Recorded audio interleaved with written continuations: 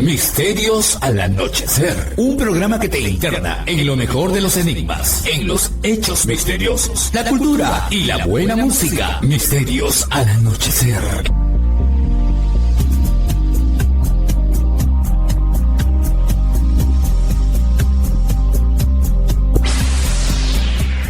Fernando Chapi Martínez está presentando Misterios al Anochecer. Síguenos también en YouTube, Facebook e Instagram como Misterio Infinito Perú.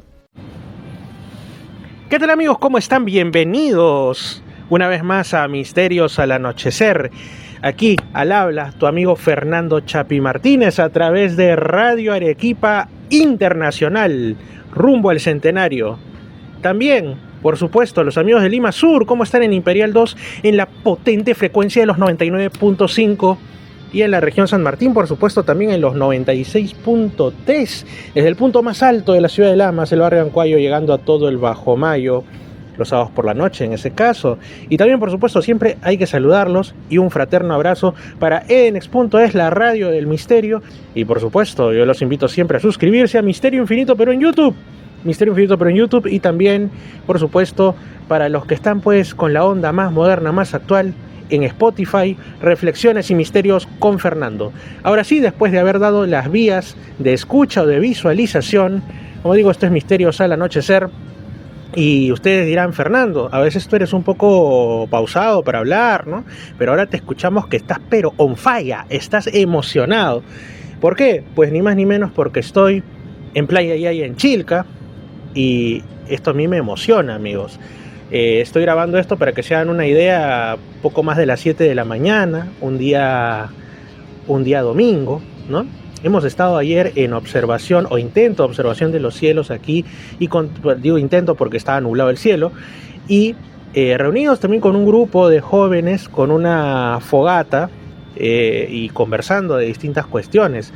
Hemos estado hasta altas horas de la madrugada hablando de casos que van desde el fenómeno ovni, el fenómeno paranormal e incluso cuestiones que podrían tener que ver con espíritus no muy buenos. Bueno, se compartió y eso siempre es agradable. Incluso uno de ellos me dice, oye, felicitaciones por tu canal, por tu programa. Y era que él había estado viendo. Incluso decía que mientras descansaba ponía los videos de Misterio Infinito, pero en YouTube, obviamente, ¿no? Que son también los programas de Misterios al Anochecer. Así que un saludo para todos los que me escuchen en los distintos ámbitos. Ahora sí, después de esta introducción de más de 2 minutos, ustedes dirán, Fernando, ya bueno, ¿qué nos vas a contar? Bueno, les voy a contar que ahorita estoy con todo un personaje. ¿Qué personaje? ¿No? Así como el grupo este de cumbia argentina. Bueno, ustedes lo pedían, ustedes lo solicitaban. El retorno del hombre sin rostro. Yo lo estoy viendo, pero de nada sirve verlo, porque no tiene rostro, no tiene cara, es un descarado. Y él ha estado viendo, ustedes dirán, me cochinearán, ¿cómo ves si no tiene rostro? No tiene tiempo. Lo hace, ¿no? En su potente celular último modelo alta gama, en el programa Stellarium, que en la madrugada y hasta ahora en la mañana se veía un extraño objeto tubular, como si fuera un fluorescente del espacio, ¿no? De un color como que el color de las antiguas bombillas, de los antiguos focos, que figuraba en el Stellarium, que estaba ahí detenido entre un conjunto de estrellas. Obviamente no se puede observar porque a simple vista, porque son las 7 y tantos de la mañana y la luz solar estorba, ¿no? Pero más allá de eso, también hablábamos de casos de personas que afirman haberse encontrado con extraños seres, supuestamente de allende los cielos, de otras esferas, ¿no? Y uno que me llamó mucho la atención, porque pues yo soy fanático de los gatos, es lo que algunos dicen, ¿no? Algunos dicen, entre la vasta cantidad de seres, la diversidad que pueblan los universos, hay seres que son muy similares a los humanos, hay seres que te parecen a las formas animales de la Tierra, ¿no? Sin estar necesariamente relacionados a ellas. Ha habido casos de testigos de fenómeno ovni, todo esto, que hablan de seres con características de ave, seres con características de la fauna marina, incluso de reptiles o de anfibios. En el programa hemos contado en alguna ocasión de los casos que recopila Álvaro Rosales, ¿no? De allá de Miami, un gran abrazo, amigo, de gente que en determinado momento, justamente en Florida, afirmaba haber tenido encuentros nocturnos, no uno, no dos, sino varios años atrás, con sapoides, o sea, seres que eran como unas ranas gigantescas que al final se escondían en un estanque y que estaban con amenazante mirada, ¿no? Me recordaban a una de las más espeluznantes criaturas paleontológicas, ¿no? Que coexistió con los dinosaurios, el Belcebufo, la rana de Belcebú, el que te hace bu por las noches, Belcebú, que era el anfibio más grande de todos los tiempos, que incluso podía comerse a los dinosaurios más pequeños y también a nuestros causos, a nuestros ancestros, los primeros mamíferos, ¿no? Pero este era, pues, quizá en alguna parte del espacio o en alguna otra, digamos, en otra dimensión, para ponerlo así, haya surgido una evolución distinta y sean los anfibios los reyes de la creación. Pero ya nos estamos expandiendo mucho. Bienvenido, hombre sin rostro, y por favor coméntenos ese caso de gatoides, personas que afirman haberse contactado con seres de otros mundos, aparentemente, pero que tienen rasgos como lo de los felinos más engreídos y mimados del hogar, o sea, inteligentes, cubiertos de pelo, mirada amenazante, garritas y guapetones. ¿Qué tal? ¿Cómo estás, hombre sin rostro? ¿Qué tal? Buenos días con todos. Saludos pues a todos los seguidores aquí de Misterios al Anochecer. Misterios al Anochecer. No fue champán ese sonido, por si acaso. Bueno, el relato de ahora tiene que ver con una localidad cerca, pues acá, Chilca, ¿no? Sucede que hace unos 6-7 meses atrás me encuentro con un señor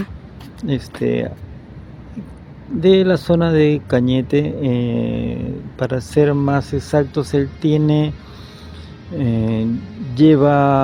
traslada cosas entre Zúñiga, Roldán, Alto Roldán, ¿no? Quilmaná, ¿no? Suele hacer ese trayecto continuamente, trasladando cosas, lo que le pidan, y su medio de trabajo es su camioncito, ¿no?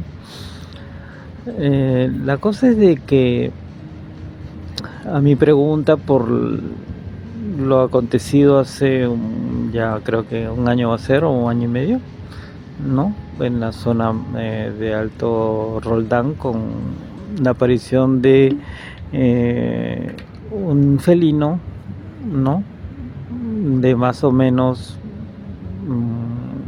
gran tamaño, digamos, parado debería tener casi 3 metros o por lo menos 2,5 metros, ¿no? Ese felino. Era un felino bípedo con características humanoides. Sí, al cual los testigos de ahí decían que habían visto un felino de gran tamaño, pero no lo habían visto en este caso en 2 pies, ¿no? Le habían intentado incluso disparar, pero en 4. El felino se fue en 4 patas, ¿no? Pero el señor me contaba de que habían habido una serie de avistamientos por la zona de Zúñiga, ¿no? Y que, según él, acá viene una persona adicional más, por si acaso, en la historia. Para él es su testigo, ¿no? Es su amigo. Le había dicho que había descendido un objeto, ¿no? De aspecto casi lenteja, pero con unas patitas, ¿no? De los cuales bajan unos seres, ¿no? Más o menos su altura promedio de estos seres era 2,5 metros, casi 3, ¿no? Y su aspecto era de felinos, ¿no? Pero estos sí eran bípedos, a diferencia de los de Roldán. Mira, digamos que Roldán, Alto Roldán, Zúñiga, Quilmaná no están tan distantes que digamos, ¿no? En esa zona de Cañete, o sea, uno fácilmente con el carro va, viene y ¿no? Entonces, pues, esa era mi duda, ¿no? Porque yo al consultarle a él sobre fenómenos que hayan habido en la zona de Roldán, Alto Roldán, ¿no? Quilmaná tal vez y esos, él me trae a colación pues lo de su amigo, ¿no? O sea, una nave desciende, ve unos felinos y ¿qué sucede? O sea, me hace recordar a mí lo que aconteció meses antes, ¿no? Eso hasta ahora no lo tengo culminado, no lo tengo 100% no he estudiado, ¿no? Así que yo espero en el transcurso de los meses dar una visita por la zona y ver en qué quedó, ¿no? Porque esto tiene que seguir, ¿no? ¿En qué año ocurrieron estos sucesos? No, todo ha sido 2023, ¿no? Ni un año. Sí, no ha sido mucho, 2023 y según el relato del señor, ha habido un antecedente más con luces en la zona de Zúñiga, pero eso ha sido el 2022, ¿no? Vamos a ver en qué queda eso también, ¿no? Porque el señor viaja constantemente, va, viene, ¿no? Domiciliado en Lima más tiempo, pero su zona de trabajo es Cañete, ¿no? Vive en Lima, pero Lima realmente el para fines de semana y Cañete su zona pues toda la semana para por Cañete, ¿no? Ah, interesante. ¿Y conoces algunos otros casos relacionados ya sea con seres supuestamente no terrestres, no humanos, evidentemente, pero que tengan así una conformación animalesca, ya sea felínica? Quizá tú estabas comentando y lo charlábamos también en una de nuestras tantas reuniones, que hay gente que afirma haber visto seres con características aviares. De hecho, el amigo Wilder, quien le mando un saludo, siempre escucha los programas, él dijo, basta de decir extraterrestres con características de aves, son los auténticos polloides, ¿no? Así como cuando converso con el amigo experto en criptozoología de España, Javier Resines, él me habla, hay gente que ha visto pues de repente un ser que es como que tiene características de rana, yo le digo, es el ranamán, ¿no? El frogman. Y así a todo yo le pongo su nombre para hacerlo más didáctico. Tú habías comentado, creo que habían visto seres, ya sea otros seres con características felinas, ¿no? Un auténtico ronroneo del espacio, pero también con características de ave y de otra cosa. ¿Cómo es posible esto? Coméntanos estos casos, por favor, hombre, sin rostro. A ver, hay unas pinturas, hay unos, digamos, hay una representación de unos seres pues con un aspecto de ave, o sea, tienen el cuerpo, las patas, ¿no? Tienen la cabeza de ave, ¿no? Altos, delgados, ¿no? Están representados en algunas pinturas, no sé si son medievales exactamente estas, pero sí más o menos de esos años, ¿no? Los tomaban como una especie de demonios, ¿no? Y simple y llanamente eran, si se le aparecían a alguien en la calle, en los campos o algo, eran definitivamente algo relacionado con Satán, ¿no? Ya no es tanto así por acá, ¿no? Porque sé de una historia y creo que en un programa radial, ¿no? Salió una entrevista de un señor que relataba cómo fue su encuentro con un ser con estas características, ¿no? En la zona de Marcahuasi, ¿no? No creo que sea el único caso, debe haber otros casos más por el mundo, pero son rarísimos los casos donde los seres tienen características de ave, ¿no? Después están los seres pues ya reptilianos, ¿no? Tú has tenido, creo, casos con esos seres. No, César, que es la persona que habita en Playa Yaya de Chilca, buen amigo. Él tiene supuestamente un par de observaciones en medio de la noche de seres con características como de piel de reptil, ¿no? Pero tú conoces algún caso aparte de estos denominados reptilianos. sé del caso de, me lo contó esto un amigo de, él es evangélico y le aconteció de que en una de sus tantas labores de evangelización por la selva, digamos es la zona de Iquitos, nos encontraron con un ser reptiliano. Fue mera casualidad porque no fue un vistazo nada más, no. Ellos lo observan, un ser como de 3 metros, es un ser reptiliano, piel de escamosa, piel de reptil, tanto, de dura, serpiente, ¿no? Esas brillantes, ¿no? Con reseca, sí, con cola, con cola, su mirada, pues, sus ojos, ¿no? Los clásicos ojos con pupilas esa, verticales. sí, exacto, las pupilas en vertical, ¿no? Ellos lo miraron, el ser reptiliano los ve, ¿no? Mientras que ellos se quedan en ese lado, porque el ser reptiliano estaba, digamos, en la orilla de un río, ellos estaban también intentando ver cómo cruzar, pero el ser reptiliano que estaba, digamos, unos 20, 30 metros más hacia su costado, los ve, ellos también lo ven, así que el ser reptiliano optó por introducirse de nuevo a la zona de la boscosa, digamos, ¿no? Y ellos se quedaron ahí pensando en qué fue eso, ¿no? Reflexionando después, simple y llanamente, lo olvidaron, ¿no? Hasta que en una conversación así de estas nocturnas, pues de charlas de misterio, me lo cuenta, ¿no? Eso es muy interesante, Hombre sin Rostro. Podría ser que dentro de la vastedad de cómo se pueden dar en distintos medios planetarios, ¿no? Vamos a decir así, ¿no? Distintos, o sea, hay planetas, lo que le llaman la zona habitable, los científicos alrededor de las estrellas, pues es muy amplia. Dicen que pueden existir los planetas superhabitables a comparación de la Tierra y otros donde las condiciones son más duras, pero a pesar de eso también podría haber vida.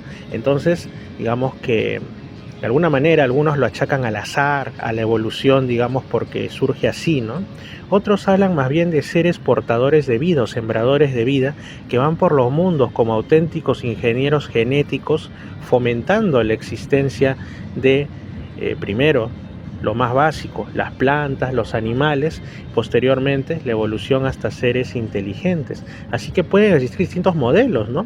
Que alrededor del espacio, dependiendo de las características de cada esfera celeste y de su estrella, por supuesto también madre, no todos sean con una conformación similar a la humana. Se respetarían, por supuesto, ciertos patrones básicos como gran cabeza, gran cerebro, obviamente, ¿no? Para forjar civilización, manos para trabajar, o sea, las extremidades anteriores transformadas en superiores y con manos prénsiles y todo eso, pies de apoyo y otras cosas más, ¿no?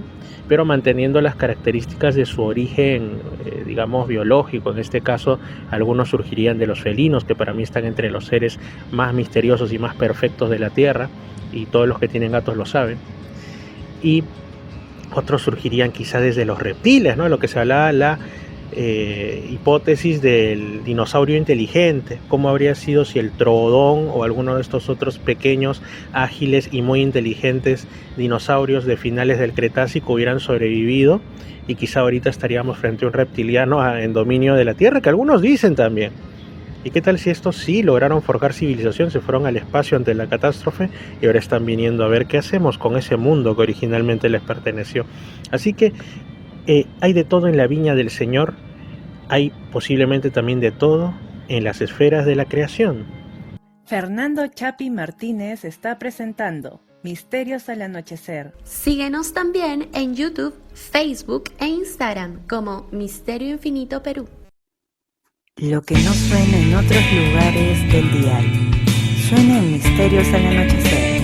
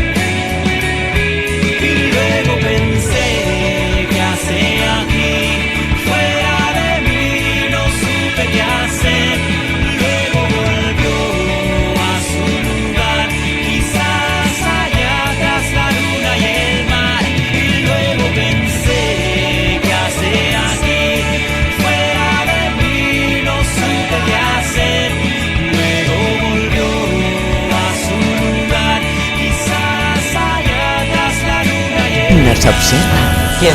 ¿Los habitantes de Marte? ¿Qué cosa? Misterios al anochecer. Hay un canal de YouTube que a mí me agrada bastante. Se llama A Enigma, es un canal español. Quien lo dirige es Sonia Gupta, a quien he tenido también en Misterios al Anochecer en ocasiones hace ya algún tiempo. Y ella tiene una frase muy, muy interesante, una frase característica que emplea al final de todos o casi todos sus programas, y es: cosas más raras se han visto. Y tiene toda la razón, porque cuando tú crees que ya lo has escuchado todo, cuando te cuentan un suceso que más que extraño ya es totalmente bizarro, es muy difícil de creer. Tú dices, bueno, no creo que haya nada más extraño que esto, pero la realidad supera la ficción y también supera las expectativas que tiene uno respecto a todo lo que debe estar encuadrado como normal y posible, ¿no? Por ejemplo, dentro de los seres supuestamente extraterrestres, supuestamente encuentros que se dan con criaturas de otros mundos que nos visitan, existen algunos que tienen formas bastante raras, que uno intentando racionalizar dice: ¿a qué obedece que si esto es real, si es un extraterrestre, pudiera surgir una criatura así en algún otro rincón del espacio, ¿no? En algún planeta del universo que por más que tenga condiciones muy, muy singulares, ¿cómo podría surgir, por ejemplo, un ser que parece hecho de plasma o de fuego? Porque de eso van las dos historias que ahora les voy a contar. La primera de ellas ocurrió un 18, empezó porque fueron dos sucesos. La tarde del 18 de mayo de 1994, en una base militar, en el cuartel Nakchi, perteneciente a la base militar, la base logística de Torre Venere, a unos 11 kilómetros de la ciudad de Lecce, en Italia. Bueno, los soldados estaban ahí, desarrollando sus labores, cuando en eso observan totalmente sorprendidos una esfera luminosa que iba descendiendo del cielo, que se adentró en absoluto silencio dentro de la base militar, y llegó a descender y a tocar suelo, pero al poco rato se eleva y se va por donde vino, igual sin sonido. Obviamente para esto la alarma interna había hecho que todos se movilicen ante este invasor, y en poco tiempo 2 helicópteros y más de 20 vehículos blindados salieron a la búsqueda de qué había sido eso, para determinar quién era ese, o mejor dicho, claro, quién era ese extraño visitante, ¿no? Y si es que había algún resto o alguna afectación en la zona del posible aterrizaje. Sin embargo, se quedan sorprendidos al darse cuenta que su exhaustiva búsqueda no ha tenido ningún resultado. Están bastante nerviosos, no saben a qué se enfrentan. Pero bueno, 26 horas después, ya en la madrugada del día 20, por eso digo que está dividido en dos partes este asunto, 20 de mayo del 94, ocurre algo aún más extraño, misterioso y hasta traumático para quienes lo vieron. Como cualquier otra noche, una patrulla de 15 hombres, 15 soldados, está enviada por sus superiores a desarrollar las típicas labores de comprobar que todo está en orden, que no hay nada extraño ni peligroso, y se separan en dos grupos. Un grupo de 8 hombres que se dirigen en una dirección y otros 5 soldados, 5 hombres en otra, con su jefe respectivo. Y resulta que este jefe de estos 5 hombres había sido uno de los testigos del avistamiento de la esfera luminosa menos de 2 días antes, unas 20 y tantas horas antes. Y obviamente tenía el recuerdo fresco, pero estaba cumpliendo con su deber como militar, con profesionalismo, y bueno, se ocupaba de lo que correspondía. Y en eso se dirigen hacia la zona donde los militares realizan ejercicios con tanques, y observa una pequeña fuente de luz roja, sobre una de las torretas de uno de los tanques. Así que este soldado jefe piensa en un primer momento, racionalizando, que podría tratarse de un soldado que se ha subido ahí y que está fumando. Así que se quiere acercar a ver de qué va, qué está pasando ahí. Y a medida que se acerca se da cuenta de que no se trata de la pequeña llama de un cigarrillo, ¿no? de la ceniza encendida, porque esta fuente lumínica se va expandiendo y va tomando forma y tamaño como si fuese una persona, un ser humano, o por lo menos un humanoide, de fuego. El soldado, ya totalmente asustado, quizá aún más porque probablemente lo relacionó con el avistamiento de veintitantas horas antes, decide utilizar su transmisor de radio para pedir información o algún tipo de indicaciones, instrucciones al centro de operaciones, pero se da cuenta que su transmisor ha sido totalmente inutilizado, no está funcionando. Así que ordena a los otros 4 soldados que están con él que no lo piensen, que disparen en dirección de esa silueta luminosa, de esa silueta ígnea, esa silueta de fuego, con sus ametralladoras. Pero cuando los 5 empiezan a abrir fuego, de pronto sienten que algo los paraliza, y no es el miedo, es que al parecer esa figura tenía algún tipo de poder sobre ellos. Se quedan sin poder mover ni un músculo, ya no pueden disparar, y del asombro pasan al auténtico terror. Empiezan a sudar frío, incluso se les caen las lágrimas como si estuvieran llorando, pero sus músculos no responden, no pueden gritar, sus llantos son totalmente silentes, y después de unos 5 o 6 minutos de esta terrible situación, esa figura humanoide de fuego desaparece. No se eleva, no entra a una nave, sino es como que se va encogiendo, como cuando se apaga una llama de fuego de una fogata, valga la redundancia, que ya no hay más madera que quemarse, ya no hay más combustible, hasta hacerse pequeñita, ¿no? Como si fuera casi la llamita de una vela o algo así, y finalmente desaparece. En este momento los hombres, los soldados, se recuperan, como si ese hechizo o lo que fuera desapareciese, y recuperan el movimiento, pero se sienten físicamente terribles, físicamente destruidos, como si esa figura no solo los hubiera paralizado, sino los hubiera golpeado o les hubiera absorbido las energías. Bueno, obviamente esto es reportado a los superiores, y en los siguientes días estos 5 soldados, valientes pero desafortunados, son llevados y sometidos a intensas visitas de especialistas y auténticos interrogatorios en un hospital militar de Roma. No sabemos qué es lo que habrá pasado después, si sufrieron alguna represalia o alguna intimidación, porque este era un caso muy incómodo. No lo sabemos, porque esas cosas evidentemente, si es que algo se obtuvo, quedó en el más estricto secreto militar, ¿no?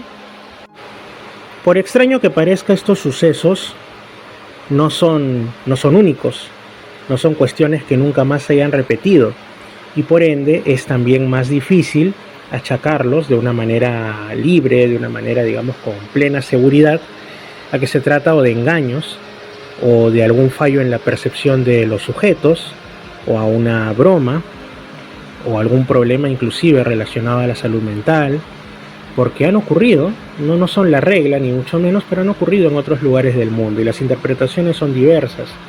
O bien estamos hablando, como muchos lo quieren encajonar así, de seres de otros mundos, o se trata de algún otro tipo de entidades, o incluso de algún experimento, como digo, con las percepciones humanas.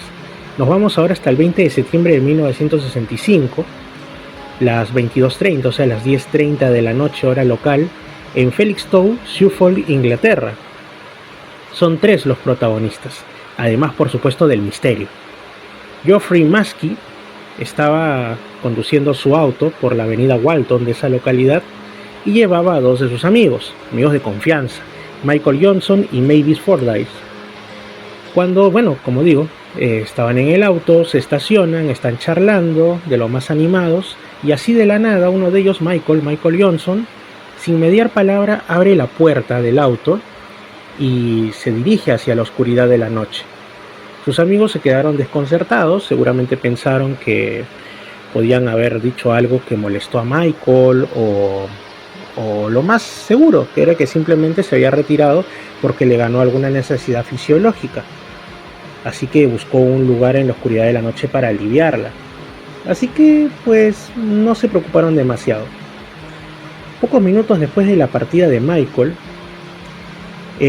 quienes permanecían en el auto, los otros 2, escucharon un zumbido que ya era bastante extraño, un zumbido muy agudo y aparece un objeto naranja, un objeto muy luminoso de forma ovalada, de más o menos 2 metros de largo, y aparece flotando sobre el auto. Antes que pudieran reaccionar, se dan cuenta que todo el paisaje circundante estaba bañado de un destello naranja, como si fuese un incendio, como si fuese fuego, y de pronto, de una manera muy rápida, el objeto se movió, se fue a toda velocidad, desapareciendo detrás de los árboles. No terminaban aún de recuperarse de la sorpresa, cuando al cabo de unos minutos, los dos jóvenes se dan cuenta de que Michael aún no regresaba, de que estaba todavía en paradero desconocido.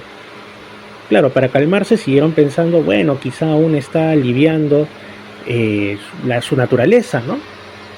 Pero ya se ponían angustiados, ansiosos por lo que habían visto sobre ellos, el extraño objeto.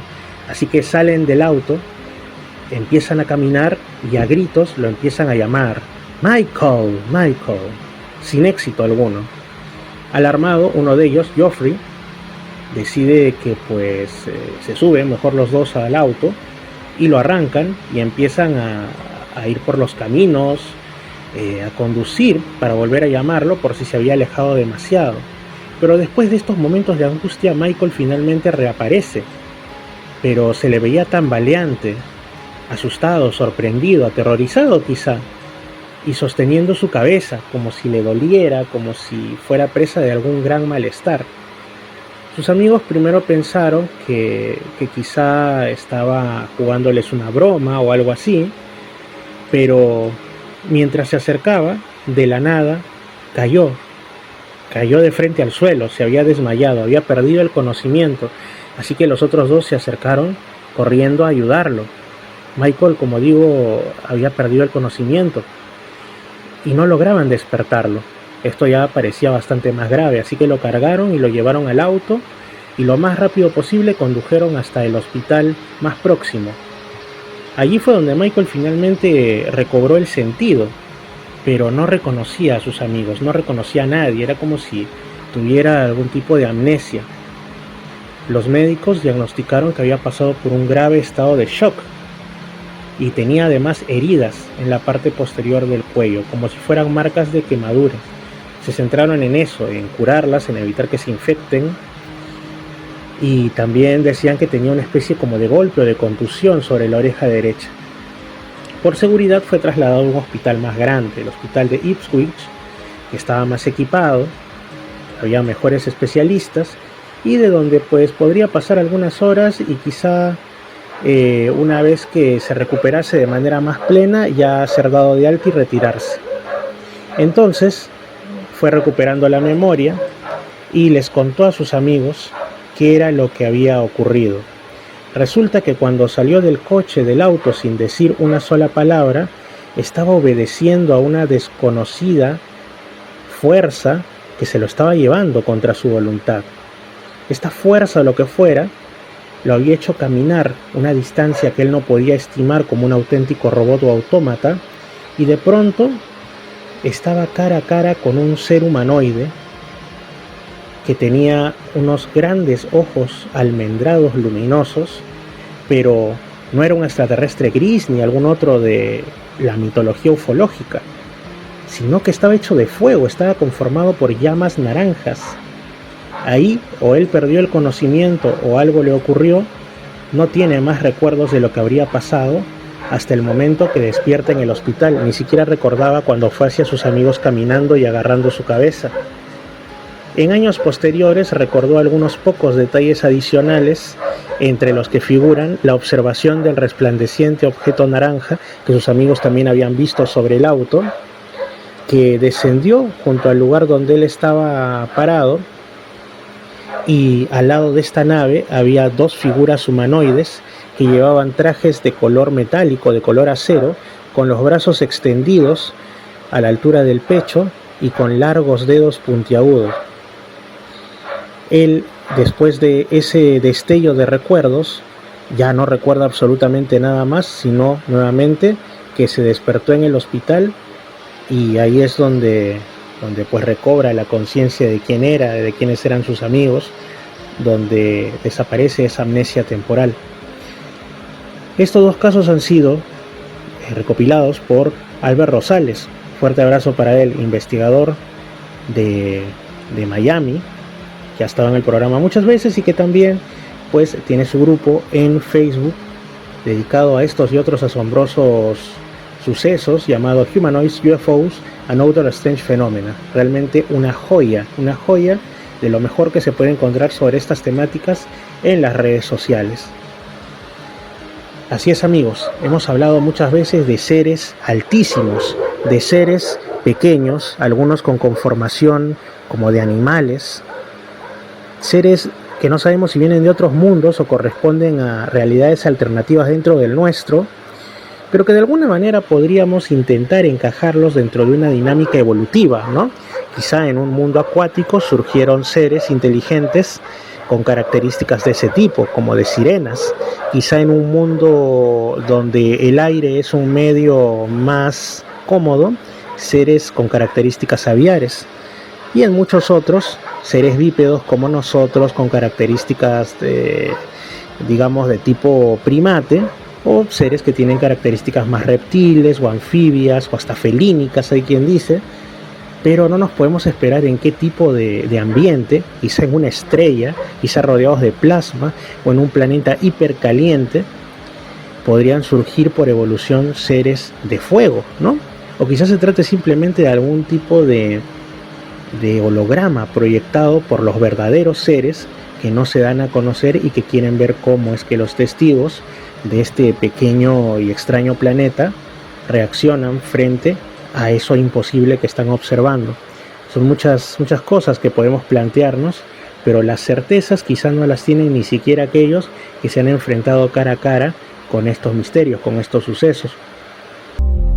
Misterios al anochecer. Se me olvidó comentarles que la canción que sonó como intermedio hace ya varios minutos atrás es Elemento Nacional, es música hecha en Perú, la banda TK desde la producción Tentando Imaginarios con el tema OVNI. Así es, ustedes saben que hay algunas canciones, tampoco demasiadas, que de una u otra manera pues hacen referencia a uno de los grandes fenómenos de la historia de la humanidad. Algunas de una forma un tanto jocosa, como Un ovni en mi jardín, de la banda ochentera Trama, y bueno, en este caso pues ya desde los 2000. También el disco Tentando Imaginarios albergaba otros temas muy buenos, como Ilusión, que es realmente genial, y también Abril, un tema que no era muy extenso, no tenía mucha duración, pero igual empilaba bastante, ¿no? Así que bueno, hemos recordado con ello. Y ahora, ya que estamos hablando de Perú, pues vamos a contar un caso relacionado al fenómeno OVNI que aconteció aquí, y ni más ni menos que al sur de Lima. Tantas veces les hablamos de Chilca y todo eso, el mayor, iba a decir el mejor, acá no se trata de mejor o peor, el más conocido a nivel mundial enclave ufológico de nuestro país, es una historia recogida en un libro de Carlos Quirós Yataco, y él lo tituló como La Dimensión Desconocida. Pero no es un simple relato, no es una historia de fantasía, sino que se dice que es el testimonio de lo que le ocurrió a una persona, a un grupo de personas que en cierta ocasión tuvieron, aquí ni siquiera se puede decir la fortuna ni nada, sino la desgracia de cruzarse con lo desconocido. Vamos a leerlo en realidad. El Valle de Chilca se ha convertido en un centro místico de turismo esotérico por los diversos relatos fantásticos que de él se narran. Va desde el estrambótico aeropuerto de naves extraterrestres hasta los múltiples encuentros cercanos de todo tipo con seres alienígenas. Al margen de lo expuesto han sucedido hechos, por ahora inexplicables, que merecen serias consideraciones. Una de ellas es la experiencia concreta de unos jóvenes que narraré a continuación.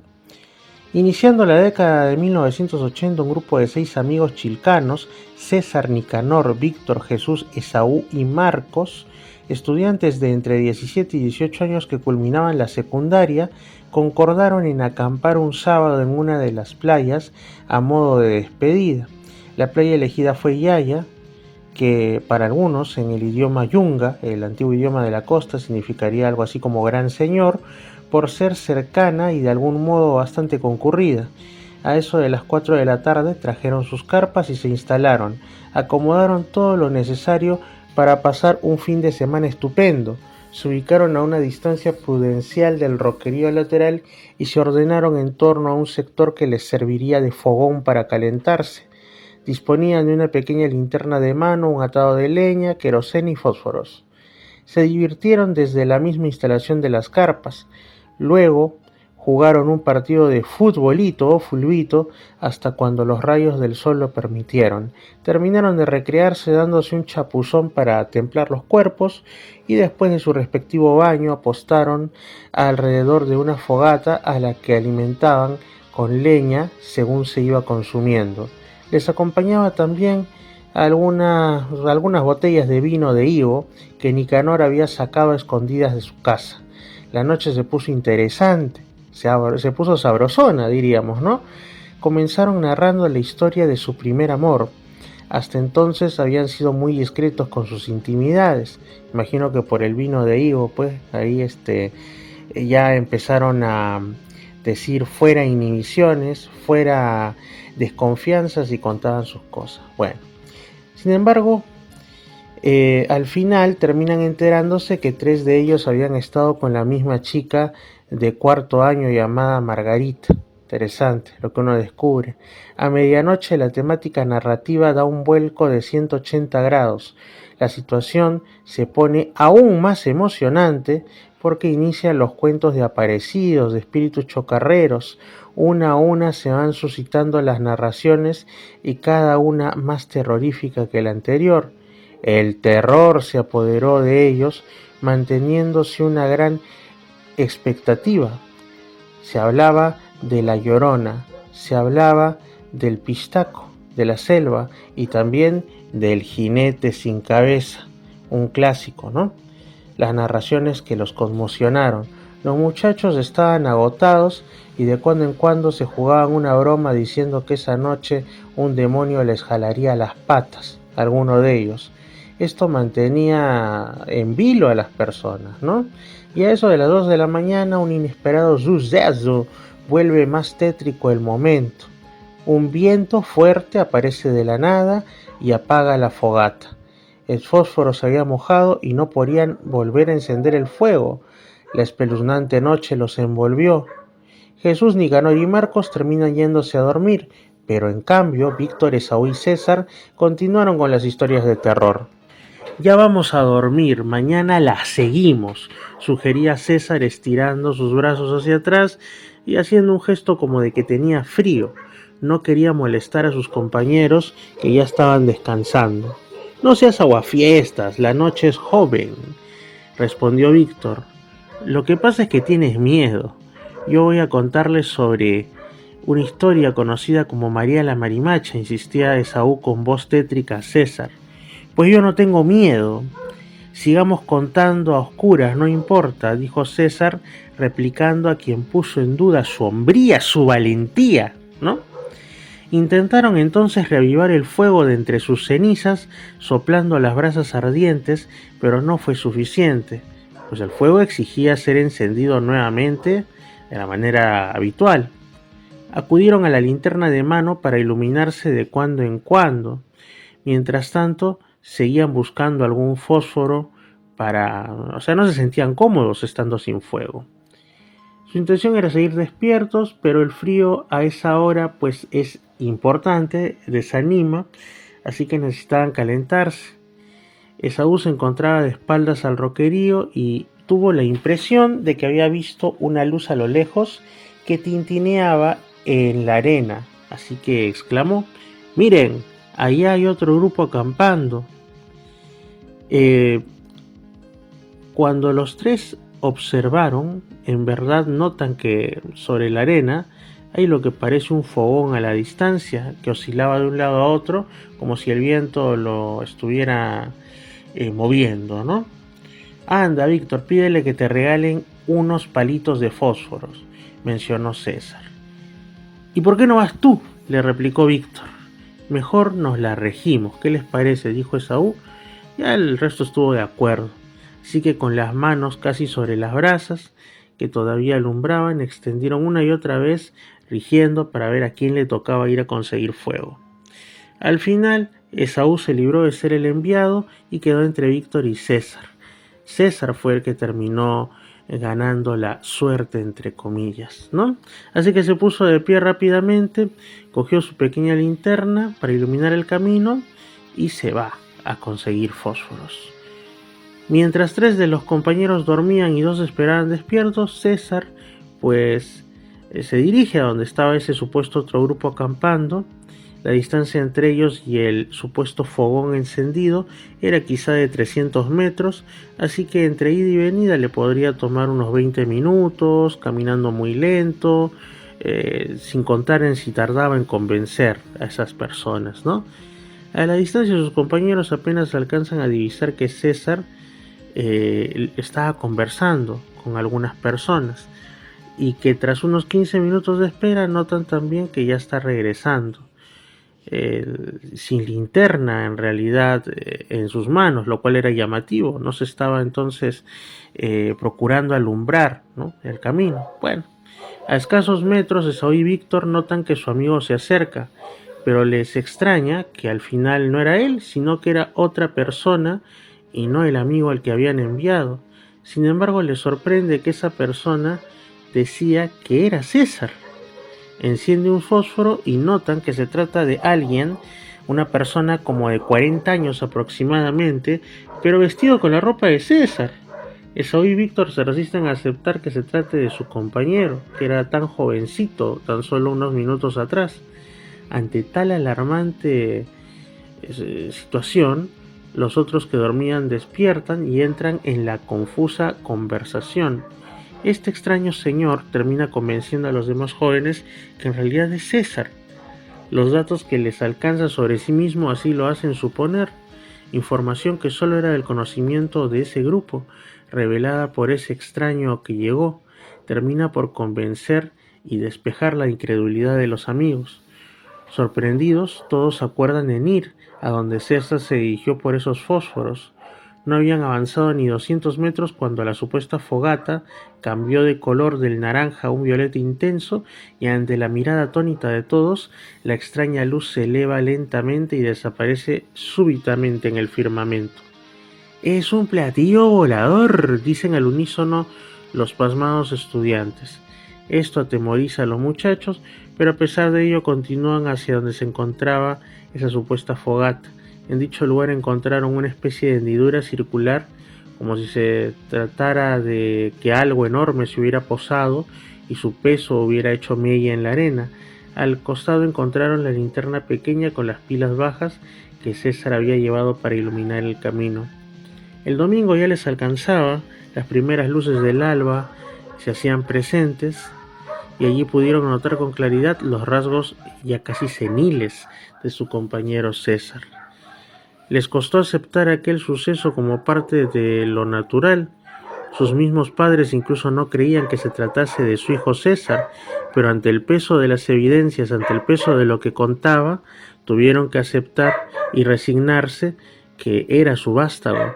César cuenta que cuando se estaba acercando a la luz, ésta se fue transformando en un color lila intenso.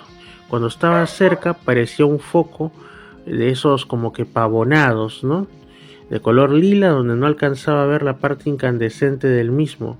De pronto nota que una puerta circular se abre como si fuera el obturador de una cámara fotográfica antigua.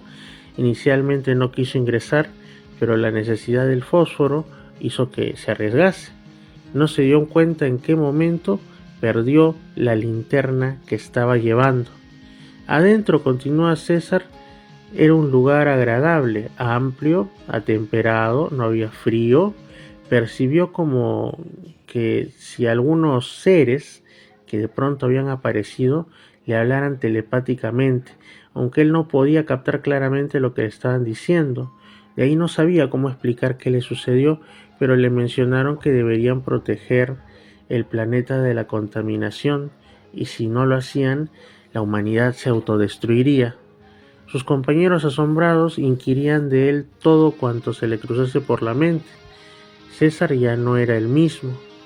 Definitivamente en lo físico no era el mismo. La familia nunca entendió qué le había sucedido. Otras personas que lo vieron tampoco podían explicarlo.